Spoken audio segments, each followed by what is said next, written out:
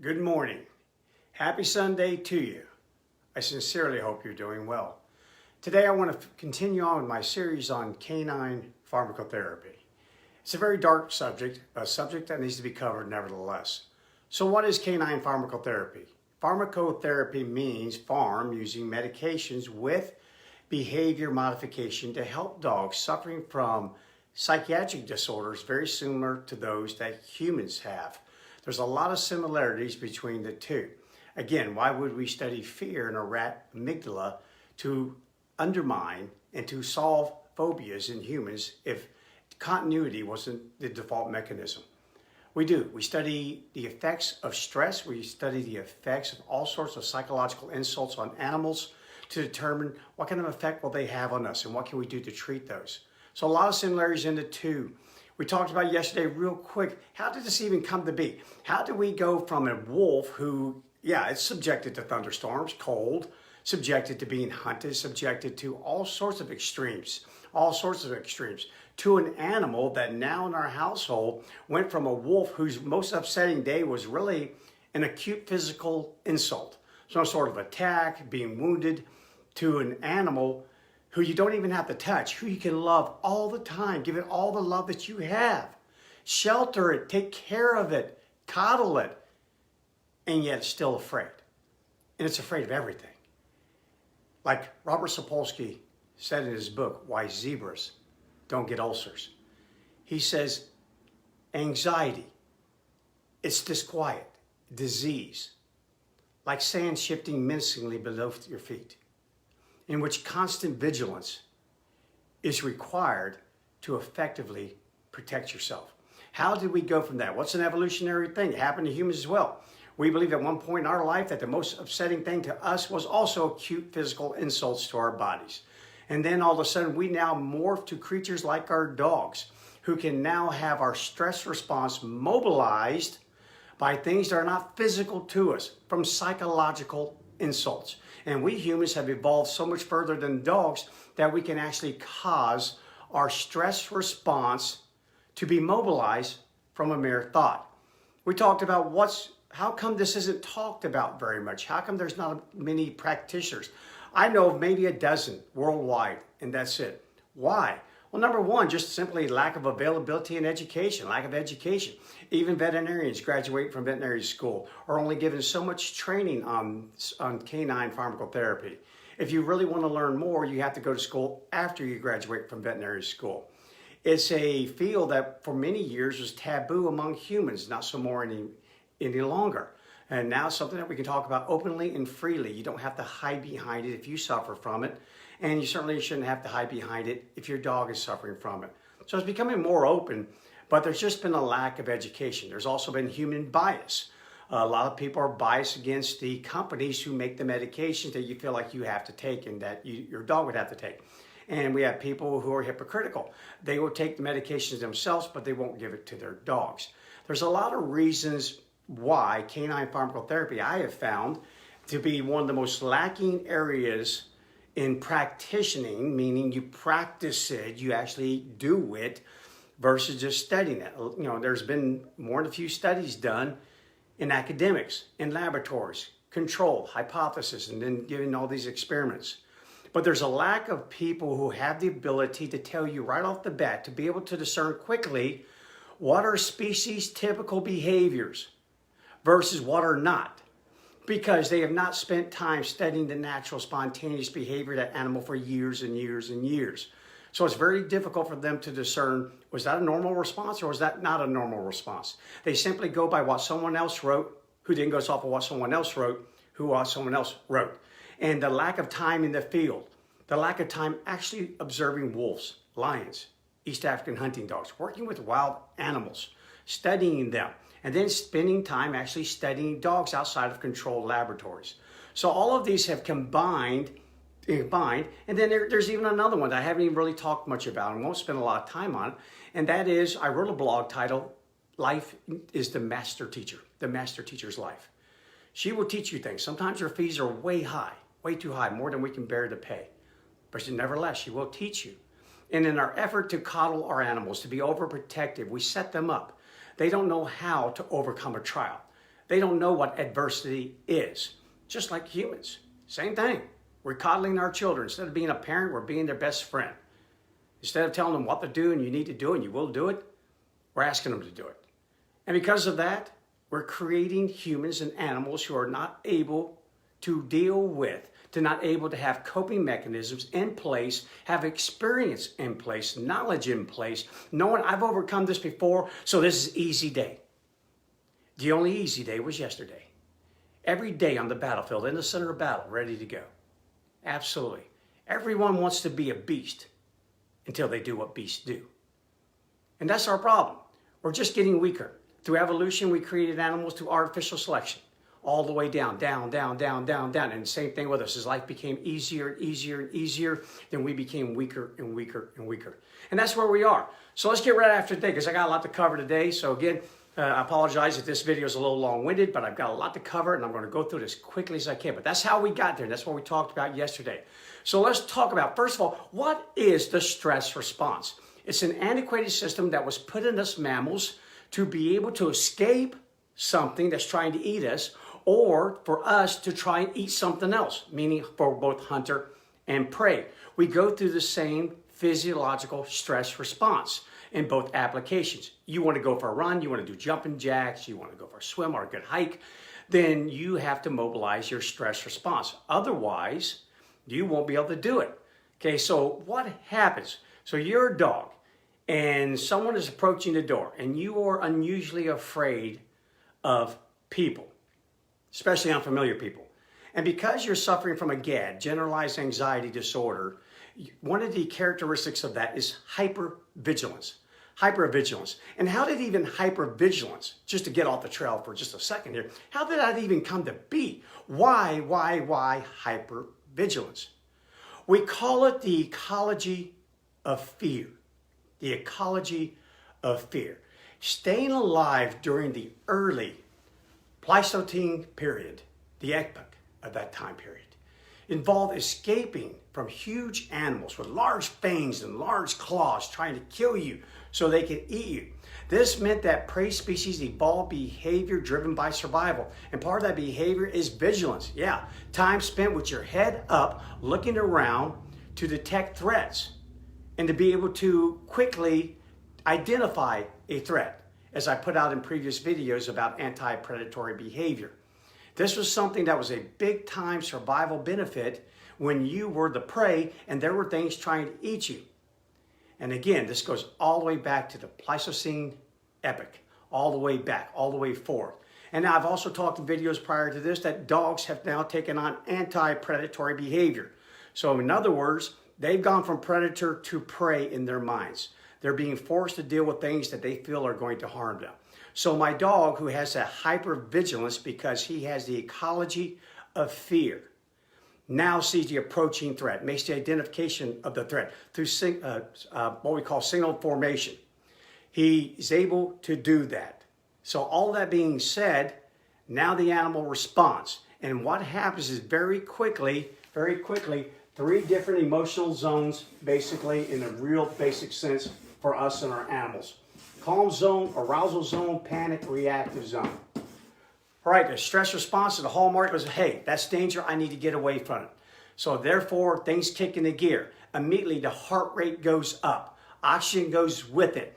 Fat and any sort of protein and nutrients come out of your fat. They come out of your liver. Glucose is immediately secreted, goes right to your brain, enhancing your cognition. Your senses are put into overdrive. You can hear better than you could ever hear before. You can see better, smell better. You can also identify things. You just got all this power in your muscles. That's why we have trembling. You're ready to go. You're ready to deal with this. So again, this is you. I'm going to put a scenario for you. You're sitting back there, kicking back on your couch, maybe watching some sort of TV show, binging on that TV show. And it's about 10 o'clock, 11 o'clock at night. And suddenly you hear what you believe is someone kicking in your back door. Well, I'm telling you what, you're going to leave the calm zone right then and there. You're going to leave it and you're going to start heading up this column into the arousal column. That means your stress response is now mobilized. And as you head down the hallway, you check your back door, it's still locked, and you go, whew, But on your way there, here's what you're thinking. Oh my gosh, what that was someone that kicked in my back door. What do I do? Do I dial 911? Do I get a gun? Do I run out the front door, back door, side door? Where do I go? What do I do? You're in overdrive. All these things are happening through your brain in milliseconds. That is that enhanced cognition. If you're that elk and you're being chased by a wolf, you're immediately looking for escape routes that you know from latent learning. You're immediately zigging and zagging. You are trying to evade this predator. You know where to go, and you know what speed to go, and you know what speed that you can maintain for a good distance. Your brain is going in overdrive. That is the stress response. The hallmark of it is not just a quick mobilization of energy to stoke those muscles that you'll need to save your hide during that moment, but it's also enhanced cognition. It's also, again, the ability to have more energy than you've ever had at any other time. But those are what we call short term. The stress response was made for short term. It was made for about 30-second to a minute burst. So again, if you're that elk, and here comes this wolf, everything is now about short term. All long-term projects are put on hold. All of them. Everything that includes reproduction. Forget about that. Not a handy time to be thinking about reproducing. Growth. Tissue repair. Not handy time to be doing that. Energy. You know what? We're going to inhibit energy, storage of energy, and use all the energy that you have. So if you have any grass in your stomach at that moment, you're not going to digest it. Hence why a lot of animals that are very stressed, that are suffering from psychiatric disorders, do not eat very well. No different than you. You're upset about something, you don't want to eat. So it puts that on hold. It also puts on hold your immune system. We don't need to be worrying about diseases right now. It's all about the next 30 seconds. It's about the next 30 seconds. So all long-term projects are put on hold. And by the way, if you happen to have a bladder full of urine, not a handy time for that wet, sloshy stuff to be kicking around in there. It's extra weight. Let's just go ahead and get rid of it. Hence why you hear people say, that scared me so bad I peed my pants. That's exactly what happens. And if you happen to have a packed colon, well, we might as well get rid of that too. And hence why you hear people say, it's so bad, it scared me so bad I crapped my pants. Yeah, it happens. This is the stress response. It's all about getting away. It's about surviving at that moment. And then if the wolf happens to get closer to you and take a good old bite, take a big chunk of meat out of you, you now have what we call blunted pain sensors. You have self-analgesia. You won't feel that. You'll know he touched you, but you're not going to feel the pain. Not a handy time to be dealing with that and going into shock at this moment. It's an incredibly adaptive system for survival. And we go through the same thing. We go down that hallway, our heart rate's going. Yeah, it's going all right, because why? I've got to get nutrients. I have got to get glucose. I got to get all this stuff to those muscles that you may need any moment now to survive this encounter, or whoever it is coming in through your back door. And of course, your oxygen is going up. You're panting. But you've got enhanced cognition. You can hear anything. You can smell anything. You are ready to go. Your brain's like a supercomputer. So you go up. But all of that ends about right here. About halfway to 3/4 of the way up that arousal call. So now, you go to your back door. It is locked. And you go, whew, I really thought someone was breaking in here. I really did. Well, guess what? There's this thing called decay. Decay. So no matter how high up you go, if that was a level 8 event at that moment that sent you up to your arousal column, your stress response is mobilized. You don't come right back down. That action right there is part of the sympathetic nervous system, your autonomic nervous system, meaning you don't even think about it. It just happens. Well, then this thing kicks in called the parasympathetic nervous system, kind of put the brakes on, kind of works hand in hand with the sympathetic nervous system. They work together. And I'll tell you more about that in a second. But you have to decay. You don't get to immediately just go, okay, that was no one. Back door's good to go. No one can try to come in. And boom, you're back to right where you were, hitting the pause button on your remote control. No, you're not. In fact, I'm going to tell you, at that moment, you will hear things that you would not have heard prior to this moment. You'll see things, you'll sense things that you would not have sensed, things that you would not have seen. Yeah, you'll hear a soda pop being opened 100 yards away because you are in overdrive, sensory overdrive. And that will remain like that until you decay back down to your baseline, all the way back down. So know this, here's one of the areas that we have a problem with. Here's why some of these dogs are dealing with this against humans, and that's just a given there, and I won't talk about humans. Why? Why are they dealing with this? Because until you do decay back down to your baseline, if that was a level 8 event that sent you up there, level 1 will do the same thing. Exact same thing. Hence why now all of a sudden you are sitting back on your sofa, you're watching your TV, and you hear, what was that? What was that? Your eyes are dilated. Everything's on high alert. The hair's crawling on the back of your neck. You think, maybe someone is breaking in our house. Maybe there's someone outside around our house.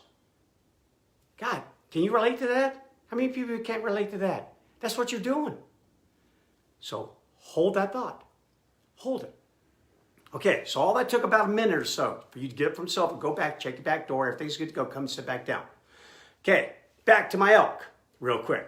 So now back to my elk. He's been running. He's been running for about 30 seconds. Well, guess what? That wolf's been training for a marathon. That wolf's got great aerobic conditioning. That wolf is still right on your butt. You've tried everything that you know how to do. You've tried it. You've dumped into explicit memory. That thing where you kind of remember facts. You remember that latent learning. You remember where that trail is, where that cliff is over here, where that thick stand of trees are. You remember where your kind are. You remember where your calf is if you have a calf and you want to draw that wolf away from that calf. You remember all of that and you're doing all of that. But this wolf's right on you and he's still on you for like a full minute. Well, guys, at that point there, you climb even higher. You go from this area here all the way up. Let me just get a red marker here and mark it on there because this is serious stuff. You get all the way up here. When you start getting in that panic reactive zone, when you're thinking, oh God, I tried everything I know how to do. This thing, it's over. It's over. This thing's about to catch me. Right then, you remember your enhanced cognition that you had up to this point? It's over. It ends. It's as though the brain says, hey, Mr. or Miss Elk, you've done a fabulous job up to this point here. I do admire your stamina. I admire your cunning. You are an incredible elk. But here's the deal. The wolf's still back there. So I'm going to do you a favor. I'm going to go ahead and shut off your little conscious thinking at this moment. And I'm going to go ahead and take over. And I'm going to tap into implicit, or sometimes known as procedural memory. These are these habits and skills that you picked up, that zigging and that zagging. You don't need to think about it. That trail over there, you already know where it is. You're already headed in that direction there. I am going to tap into everything that you've accomplished up to this point in your life. Every skill, every bit of knowledge, anything that I can possibly use to save you. So I don't need you overthinking it. So here we go. Here we go. So at this point up here, your animal is still responding. Still trying to evade. And back to your scenario, you're on the sofa, you go back there to go check the door. Sure enough, there's Freddy Krueger coming down the hallway. Some villain, I don't know, got a hockey mask on, a big old butcher knife. Oh my gosh, and he grabs you. Okay, well, here goes you. You went from here, you're up here too, pal. Yes, you are. Unless you are some sort of movie actor and it's just a movie, or you have been trained for this moment for your entire life and you've already encountered it 100 times over, then it's just a bad day for Freddy Krueger. But if you're like the rest of us, that doesn't happen to you every single day, you're going up that column. And the same thing's going to happen to you. I'm going to shut off you, Bryan. You've done a darn good job at this point, but I'm going to take over from here. I'm going to get you out of this thing. And if you do get out of it, what forms is this: molecular memory. You hear what I just said? Molecular memory. Meaning you will come out of that event. You survive it. First responders come over. You're all cut up. They're going to check you for all sorts of physical insults. They may even run a battery of neurological tests on you. Do you know the alphabet, Bryan? Yes, I do. State the alphabet for me. Start with the letter E as in Edward, end on the letter T as in Tom. How about that? Do you know your birthday? You do. Tell me the day and month. That's it. Just things like that. 1, 2, 3, 4, 4, 3, 2, 1. All these sort of things. And you're going to do that like no tomorrow. You got it down. But then come tomorrow when all your friends ask you, man, what happened, dude? I heard someone broke into your house and all the first responders came. You're going to go, all I remember was this bang on the back door. Yeah, you blacked out. But you're conscious. And you know what? All those events that occurred, all that stuff that happened, parked at a molecular level. Absolutely. Absolutely. So the next time something like this happens again, guess what's going to get tapped into? It's called survival. Why would nature, why would evolution tap into any unknown boxes or neuronal nets? No, I'm going to tap in to the very thing that saved your hide last time. I'm going to tap into it. So now what that means is, if I went rah, rah, rah as a dog at this guy approaching my house, coming up to my house, I try to bite him, they leave, that's where I go. That's where I go. I don't even think about it. I just do it. Humans suffering from PTSD do the same thing. As soon as a provocative stimulus, they do the same thing. I had a client sit in front of me just about 5 years ago. Army veteran, missing half of his face. Came in to see me with the lab, just a regular good old obedience. He'll sit down, stay type thing. While I'm working with him, another couple comes through my training room with another trainer. The gentleman part of the couple had dark skin, long shaggy beard, was wearing a beanie because it was wintertime. My client had a severe PTSD episode. I thought he was having a heart attack. It was quite traumatic, something that you'll never forget. Because see, in his eyes, for that little moment in time, it was the Taliban. It wasn't just another dog owner coming in with their dog. Just like that. No thought given. None whatsoever. Immediately took over. And that, guys, is why, when I get into it, especially deep into it tomorrow, why training, why love does not work when your dog gets above about 3/4 that arousal column. They're immune to your input. He was immune to mine. He had to give himself his own feedback. And because he's a human, he could do that. He finally tapped into some deeper resource, something that he'd been taught to do through therapy. And that thing spoke to him and it said, that can't be the Taliban. I'm in Memphis, Tennessee. I'm with Bryan. It can't be that. And he recovered. But can your dog do that? No. No, it doesn't have that ability. It doesn't have that type of cognition. So now, this whole thing I described to you, this whole thing, that stress response going up, all this happening to your body. I've always said stress won't kill you, it'll just set you up to be killed by everything else. Because remember, your immune system, forget about it. That's long term. We're thinking short term, baby. When your body does this and it's dealing with this, it deals with this a lot, it turns on what's called glucocorticoids. That's the thing that comes in right after glucose, about a minute to a couple minutes afterwards. Glucose burns off quickly. You use it quickly. But glucocorticoids, they kind of hang around for a little while. Well, we've kind of learned a thing or two about them hanging around. For them to decay completely out of your system can take days, weeks, months, even years for some people. And it stacks up in the plasma level. And now we're finding out that it actually attaches itself to what's called low affinity receptors on the hippocampus. The hippocampus, again, I told you yesterday, it's kind of like that keyboard on a computer. Helps you put information in the computer, takes information out. Has a variety of receptors, but a high number of high affinity receptors and low affinity receptors. Well, it just so happens that in the beginning, when you're first under distress, everything, the glucocorticoids attach themselves to high affinity receptors. So there's your enhanced cognition. There you go. Everything's attached itself to that. But after a little bit of time, and you hadn't gotten away from that darn wolf yet, or you did get away from it, but you hear it or you smell it stalking you still trying to find you because you did a little zig and got away from it, well, it starts to attach themselves to low affinity receptors, and hence the no longer enhanced cognition.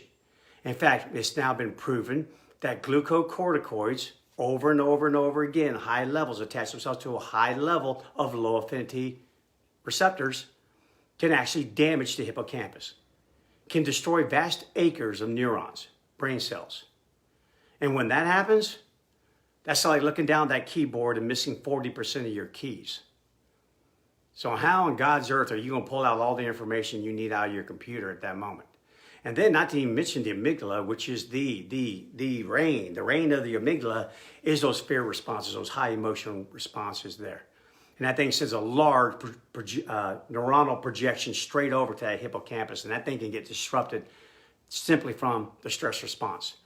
So in other words, the physiological stress response was given us to deal with, because again, we all have the biology to overcome stressors, even very weak people, even very weak dogs.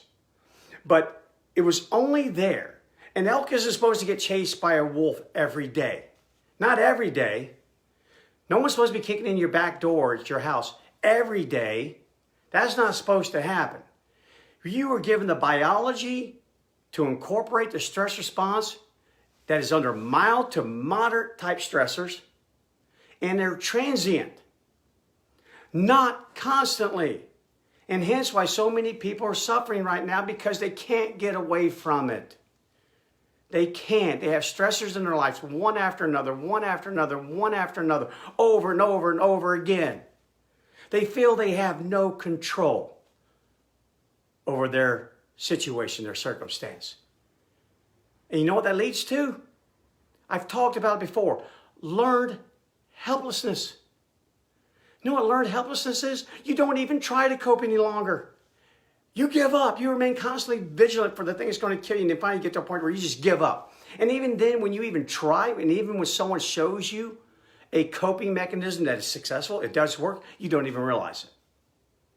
It's a horrible, horrible place to be. It can happen. It can happen. So when you got this decay thing going on here, let me just pull up another piece of paper here. So you got my old columns over here. Boom, boom. You got decay going on. So the level 8 event send me straight up to here. While I'm decaying, another event comes along. Remember, it can take something as low as a level 1. But sure enough, here comes a level 4 event. And I go back up again. And then a 5 event, I go back up again. And I go back up again. And I go back up again. And in other words, I never do return to my baseline. And because I don't return to my baseline, my hippocampus is being completely and utterly assaulted all the time by glucocorticoids. And also my body, my immune system is down, down, down. I can't protect myself from disease. I don't have it. And I'm not storing any energy. Why? Because I'm using it all up all the time because of my stress response. If I don't have any energy, how can I fight off any sort of illness? How can I? And my cuts don't heal up and nothing heals up. And I catch a cold and now all of a sudden I have it for 3 weeks versus 3 days like I used to. I have heart disease. I can't think clearly anymore. This happens to you. It happens to your dog, and it's known as pathological stress. And when you have it, your brain cell anatomy 101. You got these things called dendrites that pick up signals from other brain cells. Then you got the nucleus here. You have this thing called an axon terminal. And the axon terminal is what turns this electrical energy or signal into a chemical signal, sends it out as a neurotransmitter. Well, let me tell you what, with the constant assault of stressors, these dendrites up here, they shrivel up like dead grapevines. And again, part of being able to properly assimilate the information flowing into your brain is your ability for your brain to work correctly. With millions of synaptics, millions of them, and they all have to fire off. They have to have long-term potentiation. They have to communicate to one another. And when they quit communicating, they shrivel up and they die, then you can't make out what's a threat and what's not a threat. You can't make out anything good. Because anytime you're confused, and if you're a dog, especially if you're a dog, if you're confused about something, you don't know something, then you have to, by default, believe that that is a foe before friend. You have to make sure that you identify what this thing is. Okay, so you're going to assume foe first. You have to. It's called survival. Again, this happens over and over again. So it's pathological stress. It's actually leading to brain dysfunction, to damage to the brain itself. The amygdala gets put on high alert because the hippocampus makes it do its job, which then sends a signal to the hypothalamus, which then sends one down to the adrenal glands, which gets the glucose going, gets the whole darn thing going again over and over and over again, because you cannot properly assimilate the information flowing through your brain. You can't do it. And because you can't do it, now you're paranoid, now you're depressed, now you're suicidal, all these sort of things as a human, not as a dog. But still, you're depressed, you have OCDs, you're just trying to develop coping mechanisms, hypervigilance, sand shifting menacingly below my feet, where constant vigilance is the only way I think I can protect myself. This is what you have till you finally pass out, but then you don't even sleep all the way, and you can't even catalog all your memories. So guys, it's a horrible thing. Reactive dogs, they live in the arousal column. Yeah, these fearful dogs, these dogs I treat with pharmacotherapy, they live there. They don't even know what their calm zone is. So now imagine that. You got a head start on me. I'm in the calm zone. I'm kicking back. I'm watching TV. I got a good craft beer. I'm having a great night. But you're not like me, okay? Because you're one of these animals here. You sense that thing approaching my back door long before it got there, when you shouldn't. But you did, because everything's in high alert. Read my blog, Watch for Walter. True story. All of them are based on true stories. You do, because you are always on edge. So that means you're from here to here. You're in the panic zone like that. That's why handling reactive dogs is so difficult, because you don't get any warning. They're already camped out. They've already left the starting blocks. They haven't gotten to the finish line yet, but they're halfway through the darn race. They're gone. They're camped out up there. So you're just walking along with your dog, and all of a sudden, boom, and immediately attacks someone else. Immediately goes after that dog.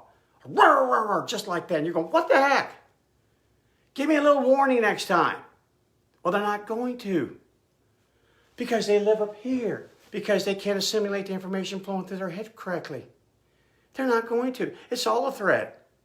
It's all doom. And then, with some, fortunately, you have specific stress signatures. Meaning, I'm perfectly fine till a thunderstorm comes along, till someone shoots off fireworks or gunfire. Other than that, I'm good. Yeah, that's easier to handle. Yeah, I'm perfectly fine as long as you're home. But as soon as you leave, now I lose it. Okay, well, that's more predictive information.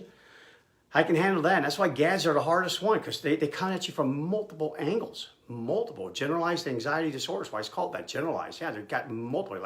That's like the hub of a wagon when you got all these darn spokes coming off of it.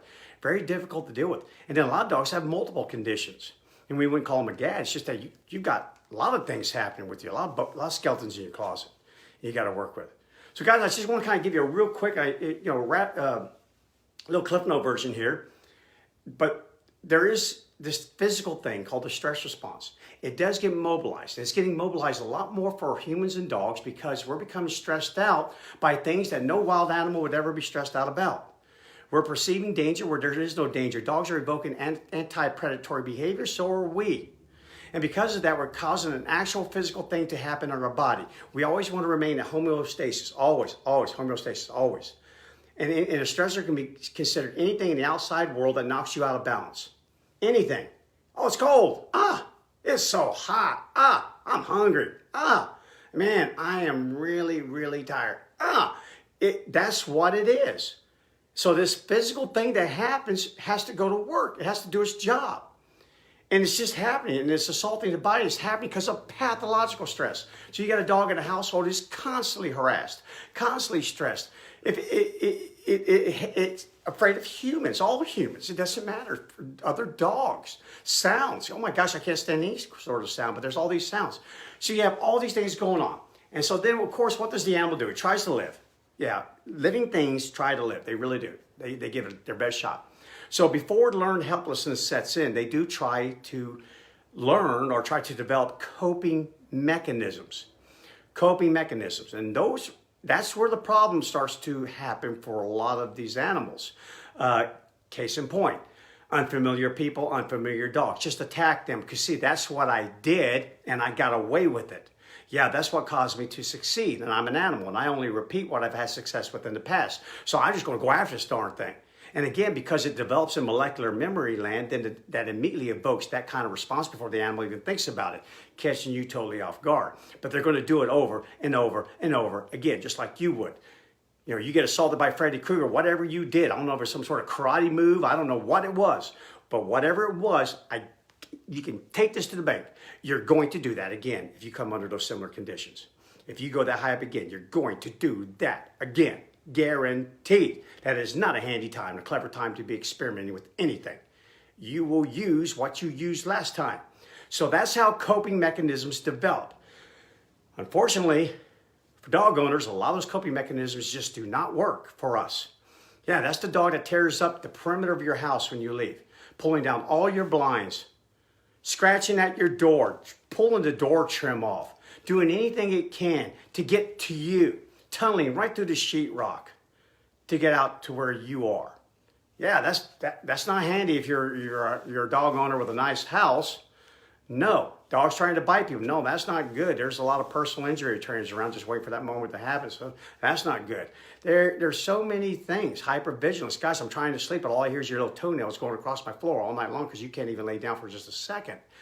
Yeah, there's phobias. And gosh, yeah, we have a lot of thunderstorms where I live, and you're definitely afraid of thunderstorms. This is a real problem. And dog owners are human. And when it gets to a certain point, you just say, I'm done with it. Yeah, a lot of people do. And vice versa. On the flip side of that, a lot of people don't give up when they should give up. And now it causes their stress response to go up, and that actually contributes to their dog's stress response. But I'm not going down that road. The two just keep helping one another. They just keep it going all the darn time. Okay, so hence, here's what has to happen. And I'm going to go into this in detail tomorrow. So that dog who can't live without you has to have you, has what's called a secure base attachment, has to have you. You're not just someone I love and someone I dig, you're someone I must have. You're my life ring in a turbulent sea. I must be near you. Well, what has to happen is that the animal has to be given medication, chemical medication, that will immediately, let me get a different colored marker here, that will trap the animal, that will disrupt the panic if it needs to. I'm starting to panic. Okay, remember those old Freddy Krueger movies back in what did they do? Come out in the 80s? Something like that? Huh? You guarantee it. You didn't have to turn it on and watch it. You knew what was going to happen. There's some bad guy, yep, absolutely some villain. There's a group of people, and inside a group of people, there typically was, no offense to blondes, but that's just how they played out. That was Hollywood. They just happened to set it up. That was the stereotype. And they put some girl in there who freaked out, couldn't get her act together at all, panicking big time. So someone would invariably reach up and slap her. She'd go, oh, let's get out of here. Okay, now I'm good. All right, well, that's kind of like a lot of these chemicals that can be used, especially like a panicolytic benzodiazepine, like alprazolam. That is like a disruptor. That's kind of like that slap. Other medications like antidepressants work behind the scenes to achieve a global lessening of that anxiety, less vigilance, less time up here, more time closer to that calm zone. But either way, remember, when you get to a certain point, you can say, no, stop it, down, stay, quit it. It's all good. It's all good. It's okay. It's okay. They're not hearing you. So you cannot allow the animal stress response to get to that part. So sometimes you use a combination of salt. You use antidepressants behind the scenes, like keywords crawling across the back of a website. You use some things directly in the animal's face, like benzodiazepines. You can use those. You can use all sorts of medicine, agonist, antagonist. Many things can be used to chemically keep the animal down in the concern level. Okay, I can teach concern. If you're not panicking, I can teach concern. I love the way a good colleague of mine put it. He said, Bryan, this is kind of like, here's the way I like to put it out to people. And he's got a wonderful little accent, so I like to use his accent if you bear with me on it.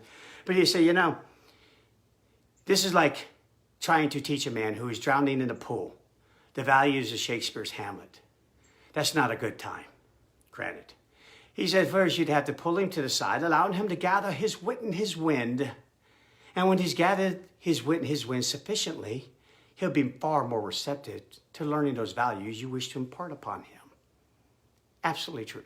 The medicine simply allows your dog to gather its wit and its wind. And when it's done so sufficiently, you can now embark upon it different ways to handle the situation. And because you teach the animal different ways to handle the situation, you deactivate the aggressive responses, the tear down my perimeter of my house response, chasing my tail all day long, stargazing, howling, barking. You deactivate those. You put in its stead something else that is far more productive, more beneficial, and that will counter the stress response. Then the animal starts to see the world through a different set of eyes. It sees things differently. And next thing you know, species typical behaviors start to set in. And then behaviors that you put in there. Like case in point. Okay, here comes this Freddy Krueger looking dude. I admit, dog, he's pretty scary looking, but he's approaching our house. But he's not a threat. I know the dude. Place. Hop on that cot. Just lay over there. It's all going to be good. I got it. And sure enough, they learn. They go, okay, I'm kind of worried here. I'm really worried, but hey, thing went away. Son of a gun. I didn't have to bite it and it left. Imagine that. Yeah, so now imagine that about 50 more times. Hey, I'm starting to pick up on something here. Pretty darn good. Yeah, I'm starting to learn things. And because you're not acting like you're going to eat Freddy Krueger, then Freddy Krueger sees you differently too. Now all of a sudden Freddy Krueger's going, that's a nice dog you have over there. Now I'm relaxed. That dog's obviously under control. This dog's not going to eat me. So I act differently.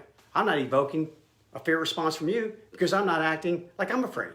Because wild animals, if anything's afraid, whether it be another predator or be it prey, doesn't matter. If someone's afraid and you think that they're afraid for some reason other than your presence, then that must mean that there is a clear and present danger. Because there always is. So therefore, if you don't act afraid, then the dog settles down. And especially you as the owner. Hey, I got this all day, baby. Hey, how you doing, Freddy Krueger? Come on in. Nice knife you have there. You call that a knife? Yeah, come on in. So it's how it works. One thing, calmness begets calmness. Calmness also allows the animal to perceive the world differently, to learn differently. And it sets them in a position to trust you, to do what you tell them to do. Because they're not going to get that at first. Remember, I want to dive into what I've used before. But no, you're going to say, I can't, that doesn't work for me. Why don't you just go lay down over there? How about that? And tell you what, I'm going to have you stay while I'm going to go in the other room and cook dinner. You're going to remain in here. So you're going to learn through your own self-discovery. You don't have to have me. You'll be perfectly fine without me. And I'm going to evolve that slowly but surely into a situation where I tell you what, I'm actually going to be gone completely from the house for a few hours and you're going to be hunky-dory. It builds. It builds. You got to work it. But without the medicine, it's not happening for certain dogs. Okay, and then you have certain dogs. So I've talked about antidepressants, benzodiazepines. You can use post-op medications. You can use muscle relaxers, gabapentin. There's a whole lot of things. This is stuff that you would need to talk to your veterinarian about getting that medication. But then you need to embark upon therapy. Medicine by itself, medicine is the facilitator. It's the wit and the wind. If you don't do the therapy, then no one's going to learn the values of Shakespeare's Hamlet. No one's going to learn. So you got to do that. Someone asked me, I had a couple people asked yesterday in the thread, what about CBD? CBD, cannabidiol, that is one of the major ingredients in hemp or marijuana. The other ingredient is tetrahydrocannabinol. That's the THC. That's the thing that can make you see purple elephants if you were to take it. That actually might be good for dogs if they saw purple elephants instead of Freddy Krueger, but nevertheless, we don't give dogs THC. Cannabidiol is the ingredient that will stimulate the parasympathetic system. Whew, talking a lot fast, a lot of S's here. But it will stimulate that, and that is the thing that you get after you've eaten that big Thanksgiving dinner, and you're going, man, I need a nap. Yeah, hence why when I was a police officer and back in the day when all this stuff was illegal, and unfortunately I had to arrest a lot of people because that was my job. And I loved arresting people who had been on marijuana because they're the sweetest people in the whole wide world, and even though they were handcuffed, they wanted to stop at Taco Bell at 2 a.m. in the morning. That's what cannabidiol does. Unfortunately, it's not going to be effective enough for dogs with certain conditions. It all depends on how far up this column they go. If they hang out near the calm zone, they get a little anxious, meaning I'm going to the groomer. I don't like the groomer, but I don't go to the groomer all the time, about once a quarter. I'm going to go see the vet. I only go there about once a year, and I don't like car rides that much, but I'm okay with them. That kind of stuff, where they're just kind of anxious, kind of having a come apart moment there, but it's not continuous. It's not all the time. It's usually a specific situation. Then cannabidiol can definitely help with those animals, can definitely help them overcome those situations, or at least deal with it at that moment. It definitely can. But it's low ranking as far as the chemicals that you would need to use to effectively treat dogs with high levels of GADs, fearful aggressiveness, separation-related disorder, phobias like chewing on themselves, tail chasing all the time, stargazing, all of these things, incessant barking all the time. They won't be quiet. No, I found that cannabidiol can be used as an adjuvant, but typically not by itself. It's just for those lower level things. Like if I'm going for a car ride for 8 hours, there was a time in which a couple of our dogs, our Morkies, they were given a little CBD. They're also given CBD when they go to the groomer. They do a lot better. The groomer does a better job because they're not shaking so much. It helps with that. But this stuff that I'm talking about today is mostly going to need a prescription medication from a licensed veterinarian in order for you to use it. And then one last thing, I know this has been long, but I warned you ahead of time. A couple things on these medications. There's only one medication out there right now that's in the antidepressant class. It's this TCA, a tricyclic antidepressant known as Clomicalm, which means they took that from clomipramine, a tricyclic antidepressant. And that has received FDA approval for the use in dogs. But know this. Okay, great, thank you. The issue is that's a big old bureaucratic type system there. There's a lot of stuff that goes into it. Don't hang your hat on that too heavily. Most of these medications, buspirone, fluoxetine, sertraline, clonidine, trazodone, alprazolam, gabapentin, the list goes on and on. These are off-label medications, meaning that we use them in humans with human work, but they're not FDA approved for the use in dogs. That's no big deal. Again, it's the same darn brain system, same type of physiology. The only difference is you have a different thermoregulatory system where dogs have more of an elevated temperature. Hence why if you give a dog, for example, an antidepressant, it takes them about 4 to 6 weeks before you reach the saturated blood plasma level that you need for that medicine to achieve an effective dose, to achieve a chemical benefit from that medication. A human can be within 7 to 10 days. Because again, we should be about 98.6, somewhere right in there. And it's just not gonna have as much burn off with us. Okay guys, but I'll talk more about that tomorrow. I've talked too much today as it is. A lot to cover, especially in 3 days. Tomorrow, I'm going to go over a couple things that we do specifically. I'm going to fast forward. Let's say the dog's on the proper medication. We have achieved the effective dose. We know what that is. We now have the animal has gathered its wit and its wind. We can now set about deactivating, counter conditioning, and then rebuilding. And those are the 3 steps you go through. Deactivation, counter conditioning. Sometimes they can go hand in hand, and then rebuilding. Because my intention is to take you off of medications within about 6 months to a year, depending upon your condition. So that's how it happens. And I'll go over that a little bit more with you tomorrow. I'll spend probably about 10 minutes on that, cover that real quickly, and then I want to share probably about 5 or 10 minutes and tell you a story of a dog who was probably as feral as you can get for a domestic dog. A dog that would have nothing to do with humans, evaded human capture for over 2 years. And of course, when it was finally trapped, and it was taken into the home of a very courageous young woman. Yeah, I don't want to have anything to do with you. All I want is outside, and let me outside now. And it was a really tough time, really dark time for this dog. Same thing for the courageous young woman. It was hard, but we did pharmacotherapy. And now, it almost makes you want to cry. So I hope I keep it together tomorrow. She's come so far. And that is what can happen. Again, in this business, we don't use the word cure. Snow White is not cure. You never use the word cure. You use a term called negotiated settlement. What are you willing to settle for? Or you negotiate with the dog. Because again, this is so intertwined in the genetics of the animal that you can't go back there. You're just dealing with stuff. So again, we'll go over that tomorrow and maybe put a smile on your face and wrap that thing up there. If you have any questions, send them to me, Bryan with a Y at tamingthewild.com. Drop them down the thread. I'm trying to wrap up the 365. Actually, we'll end on Tuesday. So I do invite you to tune in on Tuesday or definitely catch the replay. And I promise you, as soon as I get past this, I'll have a lot more time to respond to a lot of people who have been trying to reach out to me for help. And for those of you that I have not responded to, be patient with me, apologize. I got a lot of things going on at the exact same time. Okay, so I'll get through it, and then when I do, I'll help you out. All right, guys, be safe. Take care of your dogs. Love you.